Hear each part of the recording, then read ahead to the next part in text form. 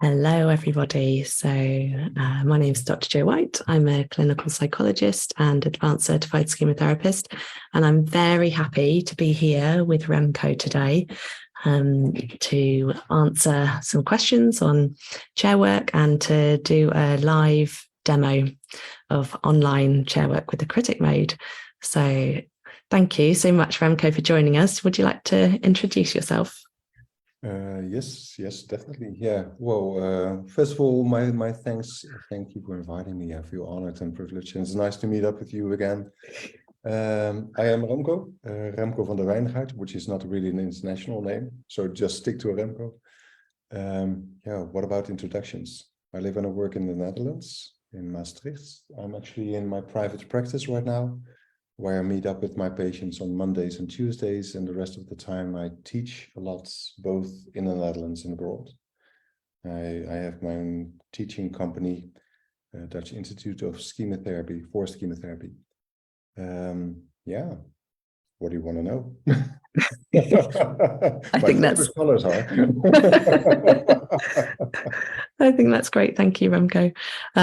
So we're going to have a think about some of the questions. We've got 3 questions for you around Chairwork before we go on to a bit of a demonstration. So let's have a look at the questions that we've got.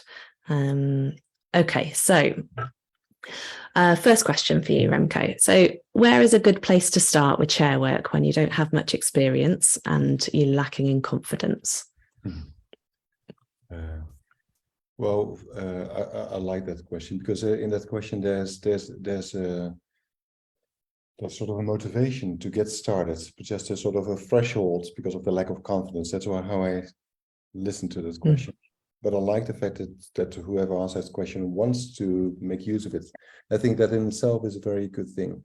Maybe it starts with just being compassionate with yourself. I mean, it is, if you're not used to do the works, then it is a bit awkward. It is a bit weird at first. And that's not only the experience that you might have, but yeah, it's true. Patients also feel the first time that they're being invited to do chair work, they might feel it to be a bit weird. It's not only my personal experience, but also qualitative research shows that both therapist and patient find it intense, worthwhile, but also at first a bit weird, a bit awkward. So it seems like a very natural response that you feel this threshold, that you feel like, okay, why should you then do it? Well, it definitely is something that could pay off. It is an effective way of working. So keep being motivated to wanting to do the chair work exercises, because research shows that it's considered both by therapists and patients to be very worthwhile, intense, emotional, and worthwhile. So it is powerful stuff, and to sort of make yourself do it anyway, even though it feels a bit awkward, is also allowing yourself to make use of something that really helps and making therapy more effective. So I hope that you also will keep motivate yourself. I guess in a practical way, how to then get started, don't wait too long. That will be my first advice. Make use of chair work already at the start of the first sessions. So in the phase of the case conceptualization, where you just are about to figure out how it works for this patient, already blend in some of that chair work. For yourself, it's good to take that threshold as soon as possible, but also it's sending out a clear message to the patients. I mean, you also make the patient aware that apparently this is also something that happens in the therapy, that we need to move from chair to chair. So that might be a good thing. On practical level, how to get started, allow yourself that you don't need to feel confident before doing that. So I remember that Chris Hayes had this nice expression when we were working, like, fake it till you make it. I like that one. So throw yourself into it, even though it doesn't feel that confident yet. Act as if you see this as normal procedure in therapy. And then that allows you to experience the effectiveness as soon as possible. How to get you? Well, of course, there's the preparation, there's the reading about it, there's the going to the trainings, etc. But I'm thinking you've already done that. So, but maybe you're struggling with, okay, now I'm sitting there with a client. What would be a good moment? thinking about how to practically get to it, arrange for enough time to do that. So a lot of what we do in therapy is time management. So a session, it starts with exploring, basically finding out which mode is active, who's present, but don't use more than 10 to 15 minutes for that, because you want to reserve the middle phase of the therapy session for doing something experiential, like chair work. And to have enough time for that exercise is also a way of helping yourself getting to do it. And you also need time in the aftermath of the exercise to reflect on it, to sort of address the healthy adults. So you experience something, but what did you experience? What do you take with you? So, just to sum up, because I'm losing track otherwise, stay kind to yourself. Try to think about it realistically. I mean, when you feel this threshold, probably old assumptions and beliefs are being triggered, maybe schema driven. So think about it realistically. It's effective. It's good to make use of it. And then on a practical level, don't wait too long. Make sure you have ample time in the session to work with chair work. Fake it till you make it. And on a real practical level, what I tend to notice as being helpful is when I talk to a patient, and we explore last week, and when I start to notice the different modes or the different sides to what the patient has been experiencing, I use a lot of gestures. That's what I like to do, and it really fits the mode language. So the moment that I start to point out these modes to the patient, so it sounds like you seem to be in a place where you don't feel that much. I know that you're an emotional person, but not today. It sounds like today you're. And when I do these gestures, that's for me a trigger to think like, oh, I could do chair work, because the moment that you could do this, you can work with chairs. Basically, you're pointing out a mode, a different person in the room. You can offer that person a chair. That could be a good trigger for yourself. Yeah, I guess these are the things that pop up right away when it's about. But compliments, you want to do it, and it's more the question how to get to it. So compliments for that. That sounds great, Remco. So, and it sounds like maybe somebody starting with a just separating out the modes is a good place to begin. Yeah. I can hear this side of you. Let's put it on a chair and maybe explore what that side of you looks like as a good starting point. Yeah, I'm not the one who's able to define what makes chemotherapy effective. That's a research question. But what I personally think is that the mode language is part of the effectiveness. It's in every therapy model, there's some kind of diffusing or distancing yourself from the experience. If you're a CBT therapist and you write down a belief on the whiteboards, or you're a psychodynamic therapist talking, analyzing, or if you are an ACT therapist, working with diffusing, becoming aware. And I guess the mode language is just our way of diffusing, distancing ourselves. But patients are stuck in an emotional experience and suffering from that. The mode language is a helpful tool in making them aware, diffusing from the experience, talking about it, giving a name to that experience is a helpful first step. And the mode language itself is helpful already, but what I guess it would be pitfall or maybe a missed opportunity is it would just be language, like there's this side of you, but there's also another side of you.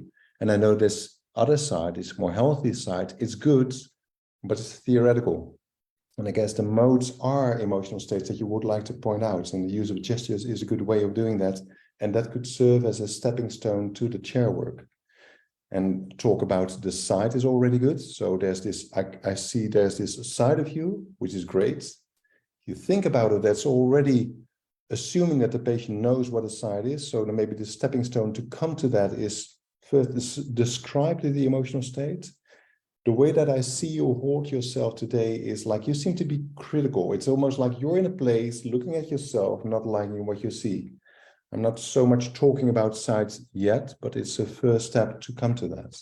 Yeah. And that's pointing out the gesturing. That is then a very logical stepping stone to go to the chair work. You already point out a person almost in the room. Why not offer it a seat so it can sit down? Great. Thank you. Thank you. Chairwork is just being a way of being polite, offering chairs. Thank you.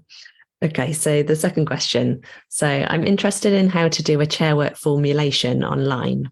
So I love doing it in the room with chairs, but haven't figured out how to translate that number of chairs to an online space. Yeah, nice. Well, again, compliments whoever was asking this question, because I like the fact that you already are using chairs and you make it part of the case conceptualization, the case formulation. Nice compliments. Yeah. But I can see your point. I mean, in the room, in your therapy room, you can work with 3-4 chairs, and you can. It could be complex, but still it would be workable because you have physical objects. That's the beauty of chair work, of course. These are physical representations, and as long as you make sure that the chair that you point out to the patient, you're clear about what that chair represents, maybe with the use of objects like placing a cushion into that chair for the soft and vulnerable side, and maybe something else. But it's doable, but it's online. How many chairs can you have? And it's limited. Yeah. Now I need to come up with a wise answer to that, of course. Well, I'm guessing that I guess there are 2 ways of how I would work with that in an online setting. Maybe to stay in line with what we were already discussing. So if this is my therapy room, by the way, but if this is the therapy room, you can place a chair and you can point it out. Online, you could do the same thing. You can make use of the chairs in my room, and I say, well, let me see. I will take you with me. So the way that I understand is that it's almost like when I'm talking with you, it's almost like I have you here in the room with me. But it seems like today you're in a different place. It seems like you're in a place where you don't feel that much anymore. So let that be the part of you that doesn't feel. Does it seem about right? Okay, so it seems a bit like this, 2 sides. So the one sitting over there having emotions, but I don't see that person that much now because I see just this not feeling side. So taking a step back, that's what seems to be. And you could build up on this. You could build the case formulation in the room with your chairs. It's still online because we are talking online, but basically, it's very similar to what you do in person. If it would be more focused here in the screen, what I tend to do is I want in a critic the 4 basic modes that we work with, we need to sort of group them over here, place them over here. And where do we need to place them? For me, it makes sense to reach out, to connect to the patient over there, looking into the camera, I'm reaching out to the vulnerable sides. Because I, almost theoretically, but I really believe that we have that vulnerable side to us. It's the most authentic, most real part of us. So reaching out to the patient, looking into the camera, that's the emotional side. So that would be the place. So you do feel a lot. You feel sad and lonely, as I understand. And what I understand is that as a way to sort of survive, you see to flip into that place where you don't feel that much. And then I point over there. I could place a chair, but just the gesture itself is a way to formulate a case conceptualization. Over there's this protective side of you. Now, the other side that seems to be important is that in a critic over there. So emotional one, vulnerable child mode, protective coping mode in a critic.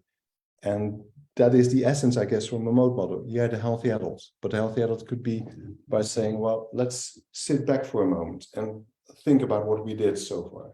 So when I was talking to you, reaching out to you, now I need you to sit back and think about what we discussed. So apparently you have that emotional side and that protector keeping you safe, not to feel too much of that pain. But it's difficult, isn't it? Because there's this critic, the inner critic that keeps blaming you. So is it really chair work online? I'm not sure, because I make use of gestures in this way. But it is online. I'm still making use of physical positions in the room to build up that case formulation. And the only thing that I need to keep in mind now is I need to be consistent with that. So for the rest of the therapy, I need to point out that over there is the protector, over there is the inner critic. Not because it's mandatory or there's a chemotherapy police that would sort of jump in to my room if I wouldn't do that. But it's an investment. And it works similar to what you have in your own therapy room. If you're consistent in pointing out the exact position, the same position, when you refer to this coping mode, then I don't need to be so elaborate in the rest of the therapy. I can just then ask after some sessions, okay, so you haven't been feeling that much last week. Who do you think I'm listening to then? Yeah, him. I think I'm listening again to him. Just by pointing out, nodding to that side of the screen is enough for the both of us to realize, oh yeah, yes, that's coping. If that makes sense. That makes a lot of sense. Yeah, lovely ideas. I really like you moving around with your computer to sort of point out the different chairs in your room. But those are really nice ideas about, I think particularly the consistency is important, isn't it?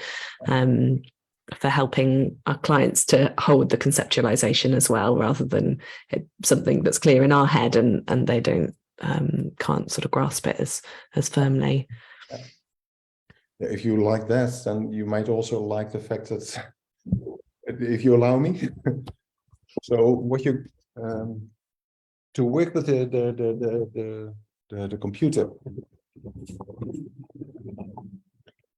you can also say then that, okay, so this is just another way of formulating it. It's a protector side, and then you place a chair behind it, and you say, well, that seems to be, I know that you feel that, but I don't see him. And maybe what we could try out, if you allow me, is I will put you now in that chair of that emotional side, and I'll be here and I'll be talking to you like I have been doing. Do you see me? Do you feel connected? I think you don't really feel connected that much to you, but it is a bit like that when you're in that position, in that chair of the vulnerable side. But hiding or being hidden behind that protector, it's not really, it doesn't feel to be connected, does it? So the moving around with chairs, but also with the computer, sort of adds up to the emotional experience in working with chairs. It's just a nice way of making it more than theory. Yeah. That's a brilliant idea. Love it. I'm definitely going to borrow that one. I would never have thought to put the computer in the vulnerable child chair behind his protector mode. I wouldn't have thought of doing that at all. So great idea. Thank you. Yeah, and also the other way around. So now, as I was sitting in the therapist chair and allowing the patient to experience what it is like to really have an eye out, to be that vulnerable side, and to feel what it does to you when somebody is not talking to you but to this protector. But we could also reverse roles. I can place the computer in the therapist chair, me sitting in the vulnerable child chair, and then asking you, do you see me? Do you feel connected to me when you would be me, the therapist? It's just, yeah, variations to a theme, anyway. Yeah, lovely ideas. Thank you. Okay, so third question. I'd love to hear your perspective on how you manage it when clients are fused with their coping mode and struggle to see it as a separate part on a chair.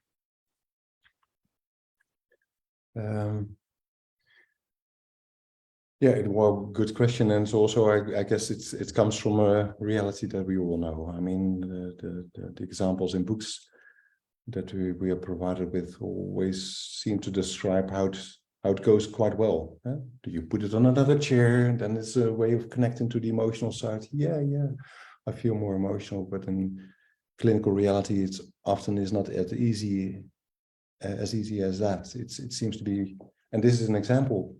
So we ask the patients to move back into the emotional side, but even though physically he's in this chair of the vulnerable child, basically he's still I need to be consistent, in that protective coping mode. So physically he's sitting over there, but emotionally he's still detached. Yeah, and how to work with that. I guess there are a couple of ways that they're not miracle things or easy solutions, not at all. I guess most true answer is it needs time. It's persistent, because it has been repeating a lot in the life of the patients. That we have a powerful technique does not mean that to try it out once or twice will have immediate effect for some of those patients. You need to work on that. That might also be what I sometimes tell my patients to keep them motivated, is to say, well, I know. So you also feel a little bit discouraged, don't you? Because you feel like it's never going to change because it's so strong, it's so persistent, that protector that you have. Well, there's also a positive thing that we need to realize. I mean, it has become so persistent and so strong because it has been repeating so many times in your life. Every time that you've been feeling emotional, this is what happens. So there's nothing wrong with your learning capacities. You just been practicing this for a lot of the time. That's making it so strong. That has been making it so strong. The positive element is that there's nothing wrong with you and your learning capacities. The only thing that we need to realize is that we need to repeat some of these other ways, these alternative approaches, also quite a lot. Not necessarily the same amount of times as this has been practiced, but we need some repetition. That is part of the works.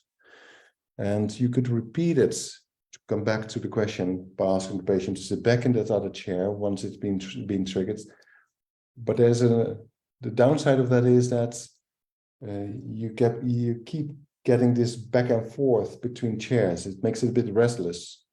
So it is part of the work that we need to do, to identify the coping mode, to ask the patient to sit in the chair of the coping mode, to then ask the patient to sit back into the emotional chair, finding out, oh, apparently the coping mode is still active, asking them to sit back. We could do that once or twice, but not too many times, because otherwise it would be just jumping from chair to chair. But the fact that we can identify, to make it very clear to the patient that we know what we are confronted with, is also part of the repetition. So the patient's sitting over there, and when I ask, and how do you feel actually then in these moments? And I get a response that I'm thinking, who am I listening to? That might be the question that I literally ask. Who am I listening to now when you say that? I think I'm again listening to you, and I know that you really try to help in your way, but we made an agreement. In that negotiation that we did, we agreed that I could have a go with her. So allow me. I know that he's trying to help, but I really would like to know how you're feeling. And again, how have you been feeling? Yes, I know that you don't think that you've been feeling anything, and maybe for you that's true, but she is emotional, and I know that you're emotional. So you repeat this a number of times. It's sort of connecting the experience of the patient to the modes that actually is active in the moment. Lovely. Thank you. That's a really nice demonstration of how to, I can see that kind of going back and forth is needed a few times, isn't it? But actually you just talking to the coping mode as though it's sat in the chair is a really helpful way of pulling it out. Another thing that you could try, it's not a direct answer, but it is a way to diffuse from that coping mode. Basically, you could reformulate that question. You could say, well, apparently the patient has trouble connecting to the emotional side. So I've asked the patient to first sit in the protector side. I've done that interviewing, negotiating. Negotiating means like, so you help her, but are you making her happy? Well, could I have a go? Because I think I could actually make her feel better. Ask the patient to sit in the emotional chair. When that doesn't work, apparently the patient is incapable of connecting to the emotional side. And a way to help the patient is to do something that I like to call contaminating the chair with emotion. So in that moment, I ask the patient, you first need to sort of identify what seems to be the problem. So you sit here in the emotional chair, but you don't seem to feel that much, do you? So basically you moved, but still she's active. Yeah, okay. Well, you don't need to do the works all by yourself. Let me help you. But then I would like you to switch position with me. I need you to sit on my therapy chair, and I'll be sitting in that emotional chair. And then we switch roles. So actually sit on the chair of the vulnerable child. And then I try to express some of the emotions and needs that I think are felt in that chair. And the only way to make this work is if you do it in an authentic way. So you need to bring yourself to an emotional place, talking about the situations that you know that the patient has been experiencing. Also reminding yourself, what would it be like? How would I feel if this would be my child? If I would be that child in that situation, how would I feel when people were so self-consumed that they didn't pay attention to me? I would feel, I guess, lonely, like I'm not important. Like I guess that's the feeling, isn't it? Like you don't seem to matter. Like, oh, you're, and to talk about that makes that chair more emotional. Basically, then the next thing that you need to do is ask the patient to sit in that chair, the chair in which you've been expressing all these emotions. You've contaminated the chair with emotions. It's not a miracle thing. It's not an easy pathway, but it's helpful maybe for the patient to feel some of them. Ask the patient to repeat some of the words. You're sitting now in the chair in which I was sitting just a moment ago. Can you remember what I was talking about? Emotions, yes, but what were the words that I was saying? Lonely. Or lonely about what? Lonely because of what? Yeah, because, and what was the thing that you actually wanted? And where did I feel that loneliness? Do you feel the loneliness now? So you try to help the patient connect to that. That's another way of distancing the patient from that coping mode that seems to be so active. Great, lovely idea. Thank you. Thank you, Remco. So those are the questions. So now we're going to do a demo of Chairwork with the Critic mode. Yeah. Yeah. I need to sort of calm down my own. I get inspired when it's about this. I mean, it's great stuff. And the moment I start to talk about it, I feel like, okay, but you're still with me. It's still okay. Yeah. We discuss this. Okay. Yeah. Yeah. So my friend was meant to be, well, I thought she was going to call me. We always speak. Well, often we speak, but she didn't call. And I just know that it's because she thinks that I'm a horrible person. I'm sure that I've just been feeling just so full of shame. And I know it's because she just knows that I'm bad. She's found out that I'm a bad person, and that's why she hasn't called me, and she's not been in touch since. And I've just been so anxious, and I just don't know what to do with myself since then. Okay. So let me see if I got this right. So what seems to be the context, the situation is that you expected your friend to call? Mm-hmm. Because he normally would call you, or yeah, normally we'd just have a phone call, once a week, and she just hasn't called. She hasn't called this week. Oh, okay. And for you, I mean, that's just practically what happened, but for you it was a huge trigger. And what I talk about is feelings of shame. That's what you mentioned. Mm-hmm. You seem really sad to me when you talk about it. What is the feeling that you have when you talk about it? I thought that we were friends, like we've been friends, and I thought that she was somebody that liked me, and now I just don't think that she does. And so yeah, I just know that she's found out that I'm a bad person, and then I'm back to square one and by myself again. And I haven't got anybody else really that I'm good friends with, and she was somebody that I could really, she felt like that she understood me and that she was there with me. And now I'm by myself again, and I feel really, really sad about it. Well, I see the sadness, I hear the sadness, and maybe also want to emphasize the fact that I'm glad that you share about this. I think this is a very healthy thing for you to do, to talk about what you've been experiencing. But it has been a very painful experience for you, and I still see and hear that pain when you talk about it. So when that happened, when she didn't call you, it did have a lot of impact on you. I see the sadness. It feels like you felt losing her, making you feel alone. There's also something else that I seem to notice. You seem to be in a place when you talk about that situation, you seem to be looking at what happens, looking at yourself, but not with a very kind eye. It sounds very critical in a way, because then I hear you say, well, yes, of course, this is because she's fed up with me, because she feels like I'm not, I don't know, there sounds a sort of a harshness in the way that you evaluate all this. Does it seem about right? Do you recognize this? I just think it's true. It's always been that way. Everybody has always found out in the end that they don't like me, that I'm Exactly bad. this. Yeah, exactly this. Again, I hear you be in a place where you look at yourself, and now this has been the trigger, but you seem to be in a place where it's true. It must be because you are a problem. Mm. And it's always been like that. So again, I hear you sort of express all that criticism about yourself. That seems to be also happening now. Yeah. Am I right when we talk about this? I mean, I am being very critical, but I can't think I deserve it.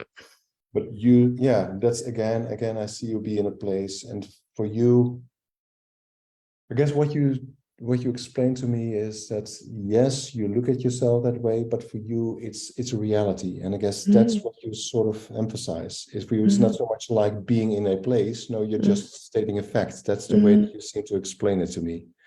It's true that you are sort of the problem, and then of course, in this situation that happens, your friend has come to the same conclusion because you're in a place where you're just stating facts. That's, I guess, what you explained to me now. I guess that's how it works. When you're so full in that emotional state, it's not so much a side to yourself. It is really like the reality that you. Okay. So you're right in the role play. I need to adjust, but you're doing a great job. Just let me give some comment on what I try to do, what I think is happening. So the patient comes in talking about, if Joe wouldn't have started, I would have started with a simple question like, how have you been feeling? Because as we know, we want to connect to the emotional side, because that's where the real change happens. It's not so much, we need to work with this inner critic. We need to work with the coping modes. But research shows that the real change, the positive therapy outcome, is predicted by changes in the child mode and in the healthy adult. Not so much the work on the inner critic and the coping mode itself. It's necessary, mandatory work, because otherwise you can't connect to the emotional side. But that's where we want to go to. So it makes sense, if I want to connect to the emotional side, that I start with a question that is about feelings and emotions. How have you been feeling? But Joe already started to talk about this. And what I try to do, I mean, it's like a lot comes in. We try to disentangle, and again, with the use of gestures. Now, what I try to do, because I'm used to that for myself, is to say, well, there's this trigger event over here. And that trigger event, there's an emotional response. And again, the emotional side is over there, behind the camera. That is the first thing that I pointed out. In that situation, you felt lonely. But it also is because you seem to be in a place that you look at yourself. So I'm positioning the critic that I'm listening to over there.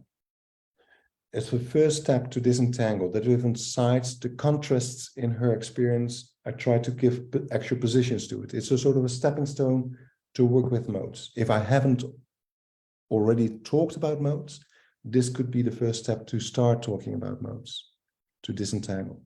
Okay. Then the thing that happened to you that beautifully, Joe, is that I talked about, so you seem to be in a place where you look at yourself and not with kind eyes. There's just a way to introduce that inner critic. But you said, no, but it is like that. It is, I am a failure in a way, you mentioned. And that happens a lot of times.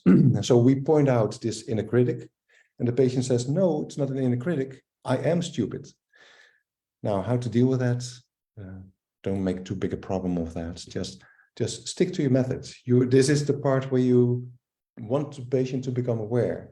And the only thing that what the patient is doing is that, again, she's emphasizing what it is like when she's in this inner critic mode.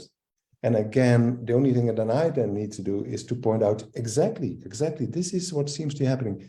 Yeah, I guess what you explained to me is that when you're in this place, looking at yourself, for you, it's a reality. It's not like there's this side of you. No, you you actually believe in that moment now that you're a failure. Am I right? Mm. So it's very good of you how you explain to me that this is how it works for you. If that makes sense. Okay, now let's move forward because we need to go to chair work. This is just the setup.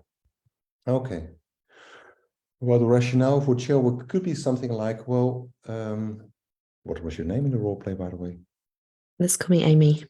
Amy. Well, Amy, like I said, I'm glad that you share about this, because it sounds like you're having a very hard time being full with this criticism about yourself, but also feeling the effect of it. You feel really bad, sad, and lonely. I'm happy that you're here with me now because we will work with that. And what I would like to do is do an exercise that will help us, first of all, to see what makes you so sure that you're the problem.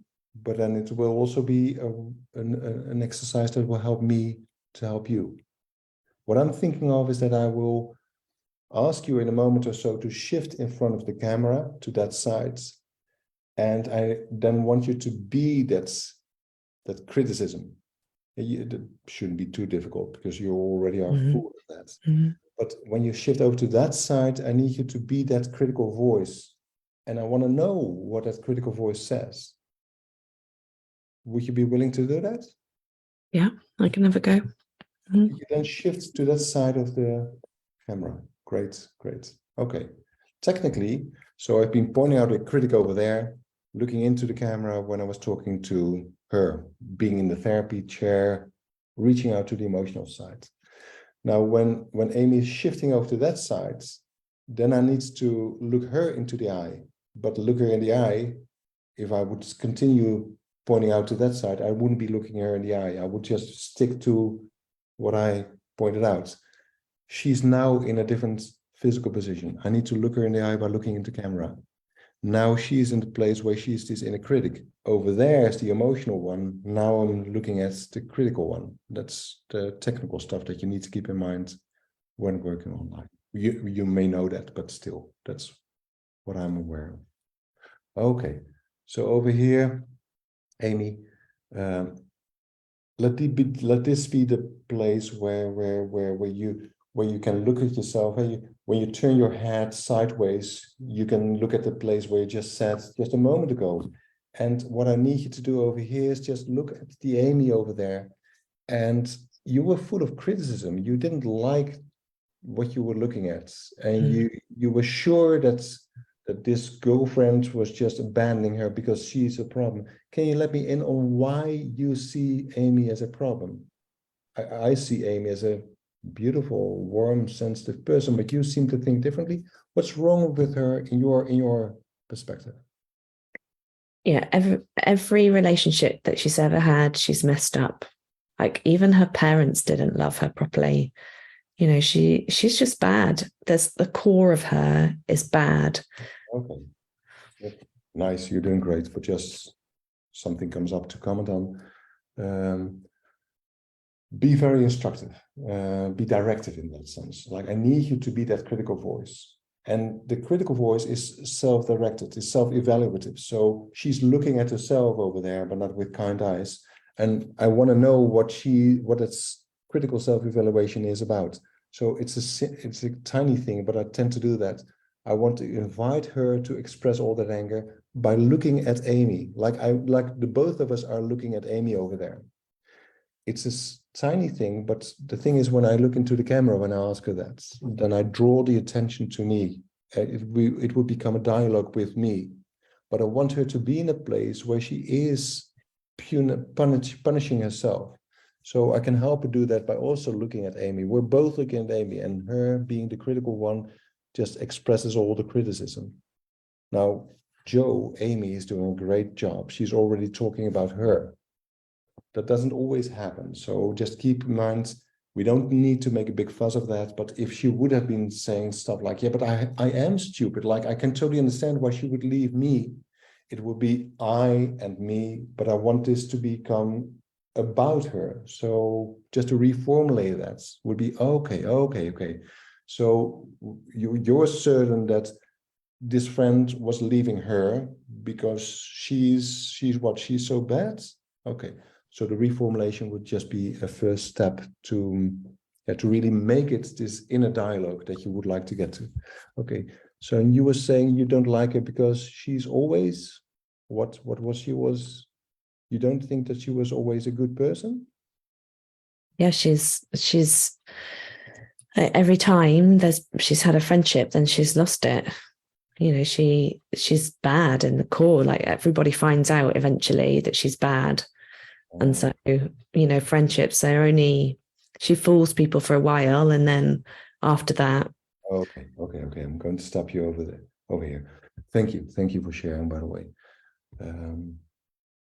But there's a lot that you have to say about her, and I would like to sort of focus a bit on that. But great. Next, what I would like you to do is in a moment or so, I would like you to shift back to that spot. But keep in mind, Amy, when you shift away from this spot that you're in right now, I need you to be aware over here where you're located, or where you're sitting over here. This is being so full of that criticism. That's perfectly fine over here. But if you shift over to that place, leave that critical side behind. Leave that being glued to this spot in a way. Okay? Mm-hmm. So whenever you're ready, shift back to that spot. Okay. To the middle? Where you were sitting, and I think that was in the middle, wasn't it? Yeah. Okay. So again, be instructive. I try to stop her because you know that obviously I think, but with that critical, this inner critic, you want to know what criticism is about. So you need information. So you don't want to stop it too quickly, because then you don't know what you are going to address. But you don't want it to continue for too long. And it could, some of these inner critics can, and this, and that, and this is how stupid she is. You don't want the time to be filled up with, again, all that criticism. So you kindly stop, and again, being directive, you instruct her what you need to do. You want a mode switch. That's easier said than done. The physical shift is one side of it, one element of it, but I need to help her. So now she's in a place where I want her to connect to the emotional one, and I want to connect with her also moving a little bit closer. I want to be up close and personal almost, and help her to connect to this emotional side. First of all, by taking time in making this mode shift. And taking time could mean first start summarizing. Okay, Amy, so over there, when I was listening to her, it was almost like there was somebody else sitting there, and she was being very blaming to you. It was like there's this person hitting on you. That's what I got. And this moment is the moment where I sort of try to take that inner critic over there in the room of Amy to my room over here. And the reason why I want to do that is, if this is the start phase of therapy,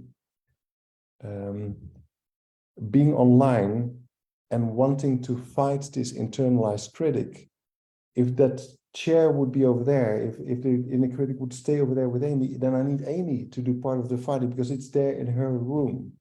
If it would be in my therapy room, it would be different, but now she's over there and I'm here. I need to take that inner critic from her room to my room. And just this simple shifting from the camera when I'm talking to about this inner critic is a way of transporting this inner critic over there to an inner critic that is sitting over here. It comes from the same spot almost, like over there where you were sitting, there was this harsh voice. It was almost like this person blaming you for everything that you apparently have been doing wrong. I hope this makes sense. I'm still reaching out to Amy, looking in the camera, and I want to know, Amy, how do you feel when she's saying all that? Because it was about, yes, she was basically saying stuff like, Amy's always losing friends because of her. Not just the words, by the way, but also her tone of voice that I noticed. It was like, no, no, no, no, no, no, no, no, no, no, no, no, no, no, no, no. It was hitting on you with words and with the sound of it, of criticism.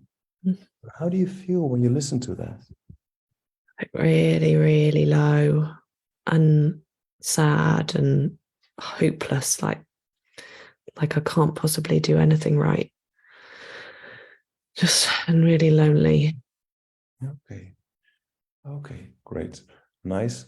I get an answer to my question, and that's great. So I'm happy. But no, not always get that answer. So what I'm asking for is an emotional response when I point out there's this inner critic hitting on you. What is the emotional response? Often, what patients' response is with words like, "Yeah, but it's true." And it's a simple thing, but it's also something that blocks me because I want to go to the emotional side and she's responding with a belief. So the best way to deal with that is just pointing out. So pointing out to her that I know that you might believe her. That's what you tell me. But I wasn't so much asking you if you believe that voice. I was asking you how it makes you feel. If she's saying that, like you're the problem and that's why people leave you, does it give you a good or a bad feeling? A goodish or a badish feeling? You really try to focus on the primary emotional response. Now, Amy just gave me that primary emotional response. She was saying, well, very low, very sad, very lonely. And I get that. So what do I need to do with that as a therapist? Are you still following? Nice. Okay. So technically, what do we do when I'm happy because the patient is connecting to child mode. What have I got to offer? It's a simple question, but something I've been thinking of because you want the patient to connect to pain, and then what? Basically, what are we doing if the patient is in the emotional side? Limited reparenting could be the answer, but yeah, but technically, what are we saying? What are we doing to create something better? We want to come to that corrective emotional experience. I guess part of what we need to do is maybe the first thing is to offer compassion. Compassion has soothing, healing qualities to it, and compassion comes with understanding. So when Amy answers like this, talking about very low, then I think I'm inclined to say, well, it makes sense, Amy. I totally get it.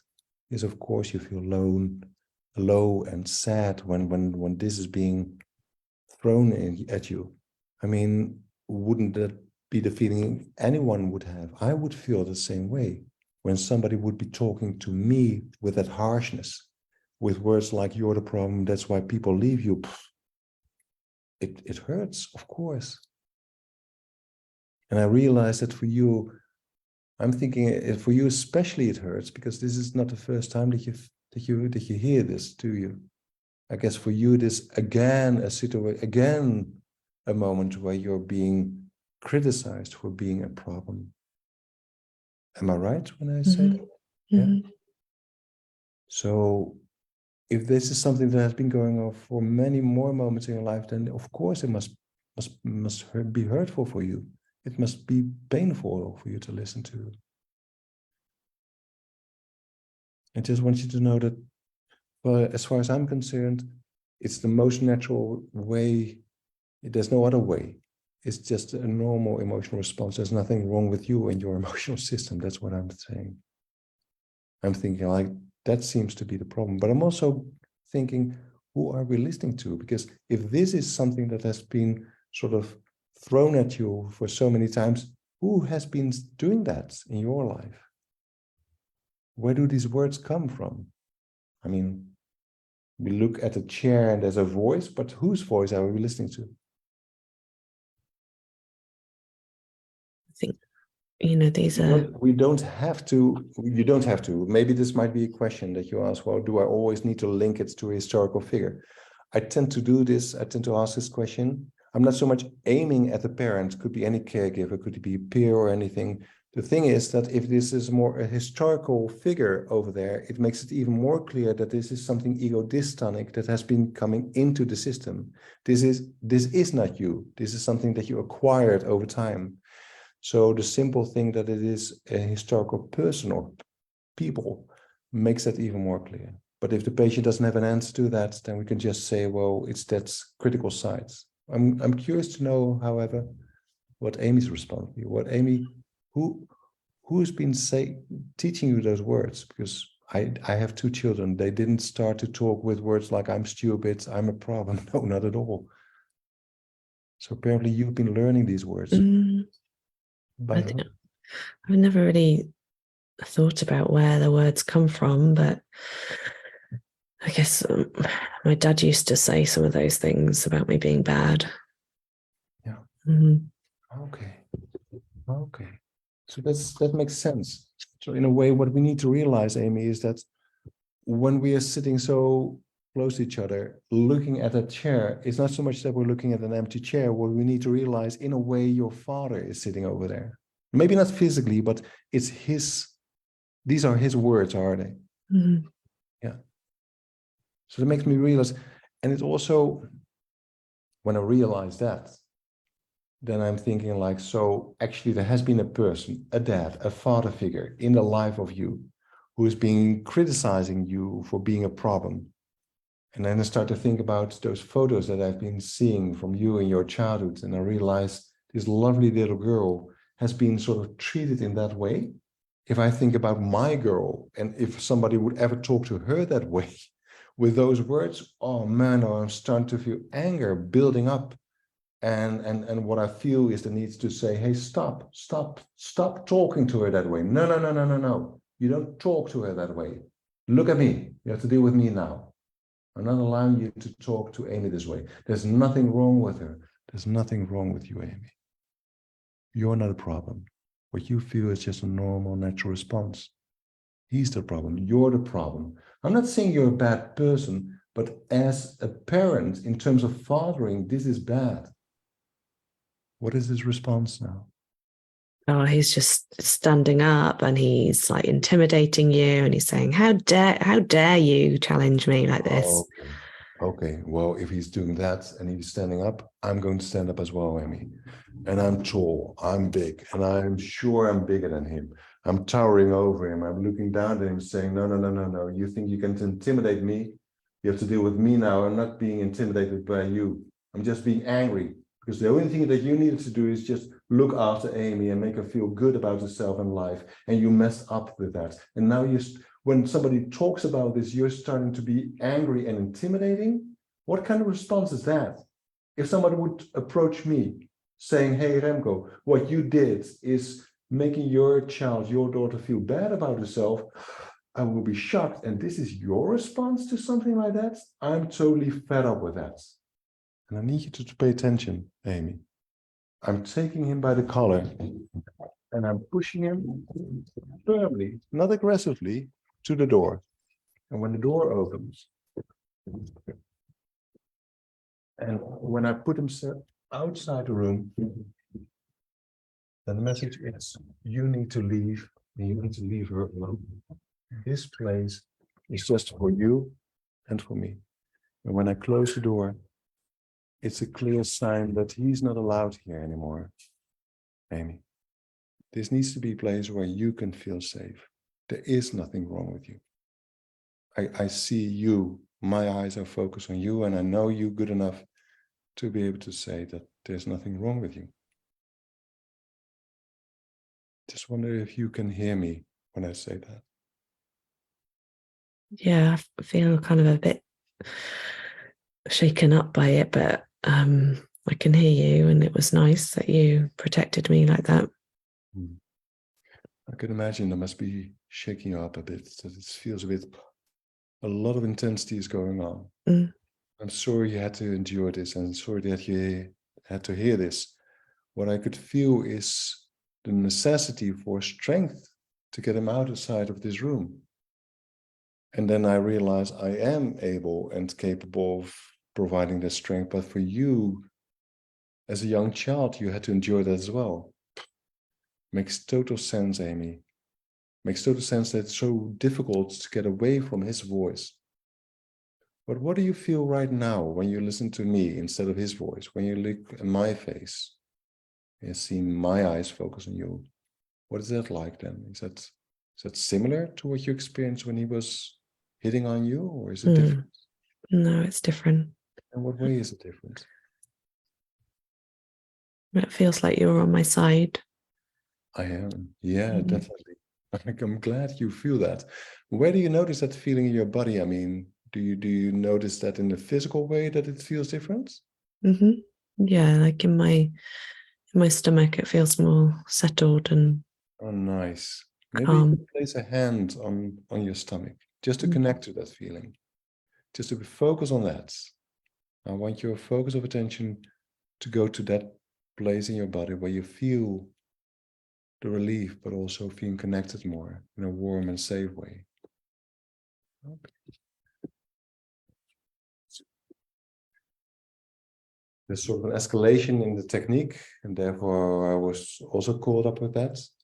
But as you could see, you take that laptop with you, and that's the beauty of doing online work. You can work with physical positions. Like if I stand up and I look down at the critic and allowing her to look over my shoulder when I address it in the critic, it gives a sense of, well, what is the sense that you have, Well, Joe? you're big and he's small. It is like that, isn't it? Yeah. Yeah. Yeah. Yeah, that's the beauty of doing online work, easier than in real life. Mm. Yeah. And yeah, there's a technical element where you need to have that laptop on your arm, but hey, that's trying it out once or twice. But yeah, you can make use of those elements to create drama, and you need that drama to make it an emotional experience. You know about this, so this is maybe nothing new, but what I would like to emphasize as well is that we also need to focus on that emotional experience and create an awareness. So often what I've been doing, what I see other people do is address the antagonist, throw it out of the room, that's it. But part of the works is also focusing on the corrective emotional experience that you would just try to create by really focusing on what does it feel like now? Does it feel worse or better? What is that better feeling? Try to get a taste. Where do you feel that in your body? Try to connect to that feeling. This is maybe even the most important part of the whole. All that work was about providing this corrective emotional experience. So it's good to take some time to focus on that, to create an awareness, to consolidate that experience. Yeah. Mm. I guess that's in the end of the day, that's often what we do in schema therapy, in many therapy models, but in our language, there's schema activation that we need. Without schema activation, there can't be a corrective emotional experience. That is the second thing that we need to do. After triggering schemas and inflicting pain, then we need to provide something else, a corrective emotional experience. But we also need to consolidate that experience by focusing, by building up an awareness. I'm caught up in the beauty of the technique and the works, but I'm just I don't want to lose connection with you, Joe. And you people. That was really great. I particularly I loved it as soon as you showed how the critic was in your room. Immediately as a client, I felt like, oh, phew, he's Yeah. with you. Yeah. He's not with me anymore. Yeah. Um, Oh, funny that you said that you could experience that. Yeah, and mm, also good for us to realize, because when I think about it, it becomes complicated. How am I ever going to get that inner critic over here? But it was just a simple gesture and seems to work. So don't pay mm, too much attention to it. Just go along with it. It's like you've done that. It's there over here in your room, and that's where you're going to work with. Yeah. mm. And I really appreciated how you've gone through each of the elements and explained your thinking, the rationale behind it, and I like the focus at the end on really consolidating how that feels to be protected, to be soothed, really tuning people into that element of it. I'm glad you appreciate that. Yeah. Yeah, that was great. Thank you so much, Remco, for coming and sharing your wisdom and demonstrating that in such depth. Because I think often it's the practical, how am I going to make this work? When people are online, it adds that extra layer of complexity to how you're going to make it work. And so I think having such a detailed step-by-step demonstration will really help people to get going. Yeah, and maybe it's also good to, as a sort of closing comment, is that I like to think about what am I doing, why am I doing this, what's the rationale, And that helps to sort of create scripts or step-by-step approaches, but I definitely want to emphasize that it's not mandatory to do it in this way. I guess the essence of Chairwork is that we work with physical representations. You can make use of that in many different ways, and that's the beauty of this technique. There's so much freedom, so much variation into that. This is just a way. It makes sense to me, hopefully also to you, but don't feel like I have to do it this way, otherwise it won't be good, or yeah. And so talking about step by step, so you've got a new book coming out for new Chairwork in English now, because it's already out in Dutch. Yeah. So I think it's due the middle of April. I'm eagerly awaiting at my letterbox for mine arriving. But does that include step by step guidance around how to do different exercises? Yeah, combined with the same message, like this is a step-by-step script that you can use as a sort of helpful tool, but don't feel it to be mandatory. But yeah, definitely, yeah, I'm very happy with the result. It's nice. I'm happy with what is like. So there's an introductory chapter which talks about the scientific evidence for Chairwork. The research on that, very happy with the contribution of Julie Kranz in that segment. She's a researcher, done a lot of literature review to sort of organize all the information about that. And the rest of the book is following the different phases in therapy. So chairs in the case conceptualization phase, chairs in the initial phase of therapy, chairs in the middle phase of therapy, chairs in the end phase of therapy. And then also talking a bit about pitfalls that we have. Other options that you have in Chairwork, maybe if you want to use it with couples therapy or addiction therapy, then you can also use chairs. Yeah. And yeah, in all those chapters, there's also these step-by-step overviews, so to say. Yeah. Right. Great. And, I really loved your writing style in the imagery rescripting book that you created. I think you explain things very clearly and beautifully. So I'm looking forward to a really accessible Chairwork book too. So I'll provide a link in the comments to the Pavilion Publishing link to your book so that people know where to find it. You'll find it on Amazon, but yeah, that it needs to come from the publishing itself at first. That's Pavilion. Yeah, great. Thank you so much, Remco, for sharing your wisdom. Really appreciate your time.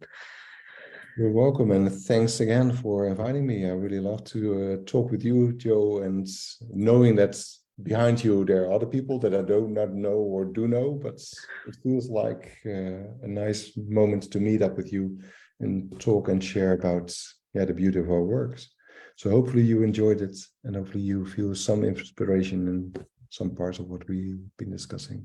Yeah, I definitely have, and so I'm sure the rest of the audience will as well. And any comments that they make, I'll pass on to you. So thank you again. Right, thanks everybody, and we'll see you again soon.